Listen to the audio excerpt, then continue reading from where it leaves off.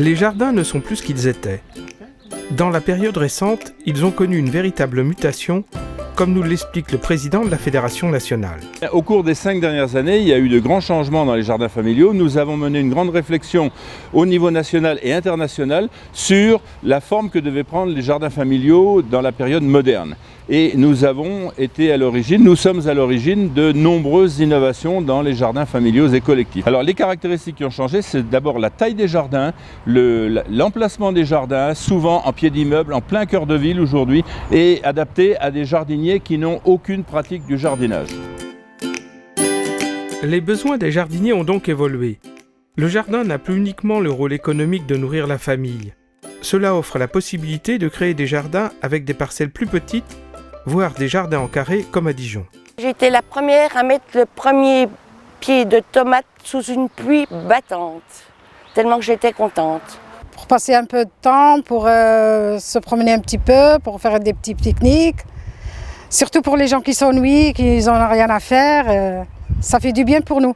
Quand on habite en ville, en appartement, je crois que ce qui manque souvent, c'est justement cet espace de liberté, cet espace où on peut se changer les idées. Et donc, il ne faut pas forcément des grands terrains. Un petit terrain est suffisant.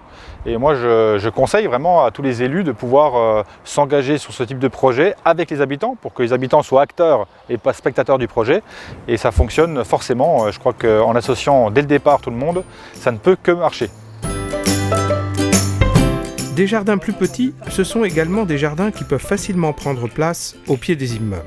Alors les pieds d'immeubles sont des no man's land finalement, où on s'aperçoit que on ne sait pas bien si on doit y passer, ne pas y passer, y marcher, ne pas y marcher, qui doit entretenir. Voilà, autant de questions qui se posent notamment à la fois aux élus, aux bailleurs sociaux. Les gens ont envie aussi de s'investir. Et le meilleur investissement, c'est d'être là où on habite, là où on réside chaque jour, et là où on peut faire quelque chose, apporter quelque chose. Et ce pied d'immeuble, où finalement il ne se passe pas grand-chose, devient subitement un endroit où on peut créer, où on peut apporter. Et notamment, on a des habitants qui font très très attention à l'environnement. Depuis qu'on a ces jardins pied d'immeuble, c'est respecté, il n'y a plus de détritus, il n'y a plus de papier qui traîne, et il n'y a plus d'incivilité vis-à-vis des gens qui étaient dans les logements du rez-de-chaussée.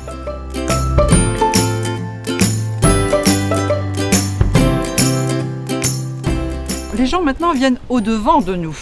Nos citoyens viennent au-devant de nous et nous disent « Bien, alors c'est quand qu'on démarre nos jardins à nous, à notre pied d'immeuble ?» Parce qu'on a envie de démarrer, on a envie d'y aller, on a envie de tenter l'expérience. Et là, je dis, l'alchimie marche tout de suite.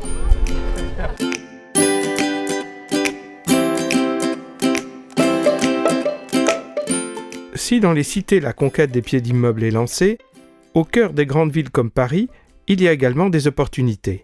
Alors ces jardins étaient juste une grande pelouse, comme celle qui est derrière nous, qui était ouverte totalement, où les enfants venaient jouer le jour et où le soir se passaient divers trafics. Et c'est vrai que voir ces trafics assez peu agréables en bas d'immeubles ont poussé les habitants à prendre contact avec la fédération pour créer des jardins familiaux. Et à partir de là, tout est allé très vite. Je crois que ça a commencé avec 15-20 parcelles. Et devant la demande, il y a d'autres jardins qui ont été créés de l'autre côté du chemin. Et il y a des demandes pratiquement tous les jours. J'ai eu l'opportunité d'avoir une parcelle ici. J'ai sauté dessus et j'y tiens plus que fortement. C'est extrêmement important. Ah bah, je vais vous dire un truc très simple. Je suis veuf depuis assez peu de temps. Et il y a un moment, quand il vous arrive un truc comme ça, vous vous demandez bon, qu'est-ce que je fais? Et la réponse a été d'habitude, à cette heure-là, je vais au jardin. Donc je suis allé au jardin. Et voilà, c'est important.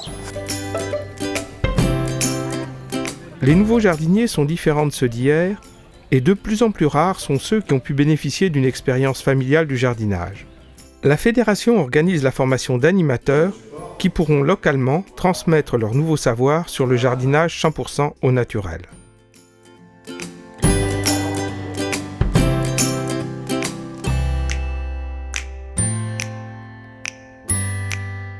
La population des nouveaux jardins familiaux a donc changé. Elle est beaucoup plus diversifiée que par le passé. Pour la fédération, c'est une nouvelle richesse. Et aujourd'hui, nous avons des femmes, nous avons des jeunes, nous avons des gens de toutes catégories, alors qu'à l'origine, nous n'avions que des ouvriers. Nous mettons notre point d'honneur à ouvrir nos jardins à tout le monde, depuis les plus jeunes, les enfants. Nous avons des parcelles pédagogiques et nous développons aussi des jardins pour les personnes âgées.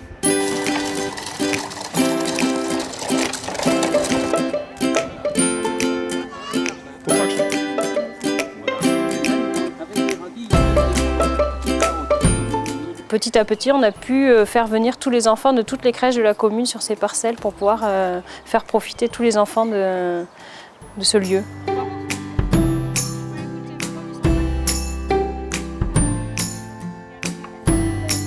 Donc cette rencontre de 3 générations, les seniors qui viennent sur les lieux et qui transmettent et qui réveillent, les jardiniers qui sont dans le travail du jardin et les tout-petits qui s'initient, c'est une transmission intergénérationnelle extrêmement importante qui a demandé des aménagements. Par exemple, pour les seniors, nous avons des plateformes d'élévation et même tournantes qui permettent d'éviter l'effort physique. Et pour les tout-petits, à leur niveau, à leur hauteur également, nous avons conçu avec les jardins familiaux des aménagements. Donc il y a à la fois les postures qui sont aménagées, mais j'insiste bien sur ce lien intergénérationnel.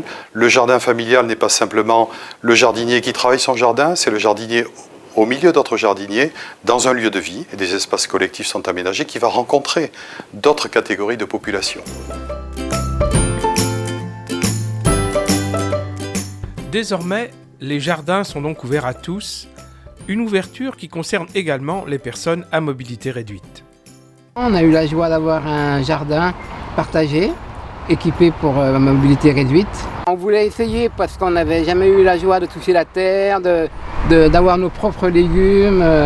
Et puis on voulait essayer, on se disait on va pas y arriver. Puis en fait, si, on a été bien.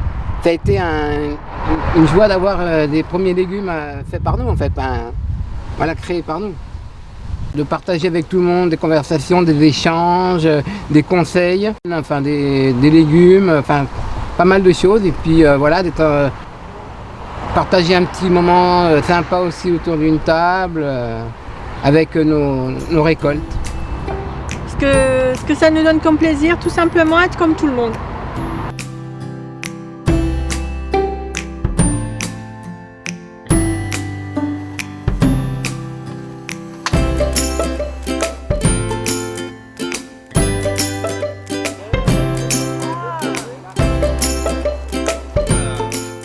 Espace de contact avec la nature pour les citadins, les jardins familiaux favorisent une culture respectueuse de l'environnement, sans pesticides et qui protège la biodiversité. Pour ce qui est du milieu naturel, il y a une très importante biodiversité.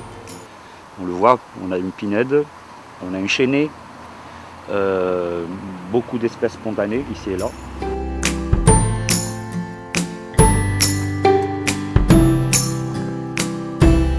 En espace de 10 jours, je n'ai plus un seul puceron.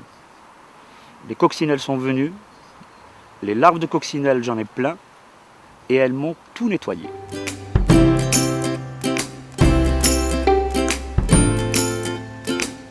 Si la fédération apporte de nombreux services aux associations locales, elle est aussi un prestataire très compétent pour les municipalités et les bailleurs sociaux. Eh bien, les bailleurs sociaux et les collectivités locales, nous les accompagnons pour mettre en place les structures de gestion dont ils ont besoin en nous appuyant sur l'expérience plus que centenaire que nous avons de la gestion des jardins familiaux. C'est là véritablement notre point le plus fort.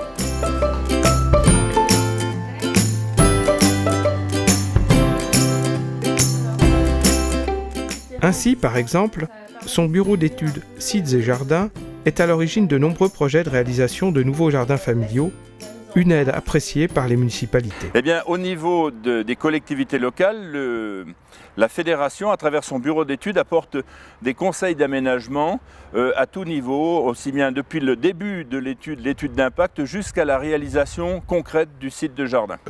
La volonté commune que nous avons avec les jardins de développer dans des secteurs d'habitat de nouveaux jardins familiaux, il nous faut un maître d'œuvre. Et la fédération, avec son bureau d'études, peut faire une maîtrise d'œuvre de la conception à la réalisation pour accompagner les jardiniers locaux qui voudraient poursuivre des initiatives. Et ça a été le cas sur les jardins eux-mêmes, pour les espaces tout petits, seniors, la mare pédagogique. La fédération apporte une logistique, une plus-value intellectuelle et humaine qui, je crois, permet à l'ensemble de progresser. Donc on a des relations très régulières avec les jardins familiaux, et des bonnes relations entre la fédération et la ville de Dijon, puisqu'il y a de nombreux espaces dans la ville qui sont gérés par les jardins familiaux. Et nous avons l'occasion d'échanger sur des problèmes techniques parfois, sur les grands projets à venir. Et les jardins partagés que nous avons pu développer ici, nous l'avons fait grâce à l'appui de la fédération des jardins familiaux. L'association locale, elle est déjà importante. C'est un premier point, c'est une étape. Se fédérer, ça permet justement de partager. Partager les petits soucis qu'il peut y avoir au quotidien, partager les recherches d'expérience. Et le fait de faire partie d'un réseau, de faire partie d'une fédération, c'est un plus.